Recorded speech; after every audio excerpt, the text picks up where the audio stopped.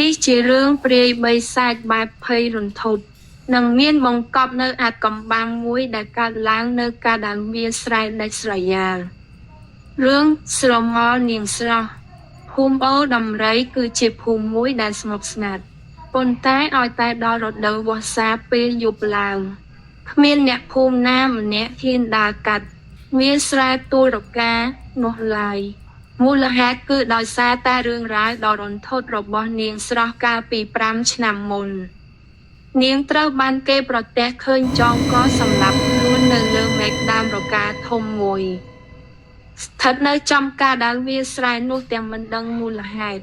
ចាប់តាំងពីពេលនោះមកវិញ្ញាណនាងមិនដែលទៅណាឡើយនាយសៅគឺជាយុវជនម្នាក់ក្នុងភូមិដែលមិនសូវជឿលើរឿងខ្មោចព្រាយបីសាច់ឡើយយប់មួយបន្ទាប់ពីត្រឡប់មកពីមើលគេរាំធុងបាសនៅភូមិខាងទៀតសៅបានសម្រេចចិត្តដើរកាត់វាស្រែទួលរកាដើម្បីកាត់ផ្លូវឲ្យឆាប់ដល់ផ្ទះទោះបីជាមានការព្រមានពីចាស់ទុំយ៉ាងណាក៏ដោយនាឡិកាដៃរបស់សៅបង្ហាញម៉ោង12យប់ខ្យល់រំភើយបោកបក់មកប៉ះស្បែកធ្វើឲ្យព្រឺសម្បល់ខ្ញាក់ខ្ញាក់ពន្លឺព្រះច័ន្ទពេញបូរមីជួយបំភ្លឺផ្លូវទំនប់ស្រែឲ្យមើលឃើញព្រាលខណៈពេលកំពុងដើរសោកស្រាប់តែបានឮសំឡេងខ្វាក់អៀតអូតវាជាសំឡេងដូចជាមានខ្សែពួរកំពុងទាញទម្ងន់អ្វីមួយហើយញាត់ទង្គិចនឹងមែកឈើសៅទុកជើងភ្លាមរួចងាកទៅរកប្រភពសំឡេងចម្ងាយប្រហែល50ម៉ែត្រនៅខាងមុខគឺដើមរកាធំដែលឈរច្រងាំកាដាលវាស្រែ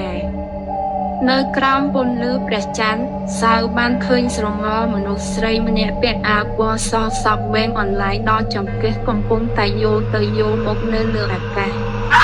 ក្បាលរបស់នាងទៀងទៅម្ខាងដោយមានខ្សែពួរចងភ្ជាប់ទៅនឹងមេក្រកាសៅបើកភ្នែកធំបេះដូងលោតងាប់ដូចវាស្គរ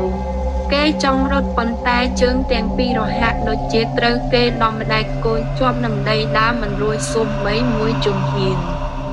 ភ្លាមនោះស្រមោលដែលកំពុងយោលទៅមុខនោះបានឈប់ងក់ក្បាលដែលភៀងនោះ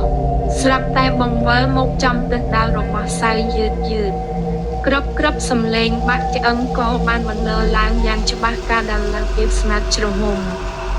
ទម្រង់មុខរបស់ខ្មោចនាងស្រស់បានលេចចេញមកយ៉ាងច្បាស់ភ្នែកទាំងគូឡើងលៀនចេញមកក្រៅនិងមានឈាមហូរស្រក់តក់តាតវែងលៀនចេញមកក្រៅក្រមៅខ្មៅមុខសស្លេកស្លាងគ្មានឈាមមួយដំណក់នាងសម្លឹងមើលចំសៅរួចក៏ផ្ដាំសាច់ហេហែកមកជួយដោះខ្សែឲ្យខ្ញុំផងខ្ញុំហត់ណាស់មកចិត្តមកប្រលឹងចាក់ចេញពីខ្លួនសៅប្រមូលកម្លាំងចុងក្រោយដកជើងរួចក៏បកក្រោយរត់ត្រឡប់សឹងមិនប៉ះនឹងដីជើងរបស់គេជន់ភក់ជន់ទឹករអិលដួលងើបរត់ប៉ុន្តែគេមិនហ៊ានងាកក្រោយឡើយប៉ុន្តែសំឡេងសែកដកព្រឺក្បាលនោះកាន់តែខិតមកចិត្តពីក្រោយខ្នងរត់ទៅណានៅលេងជាមួយគ្នាសិនទៅចិត្តភ្លើងហើយតាហេហែក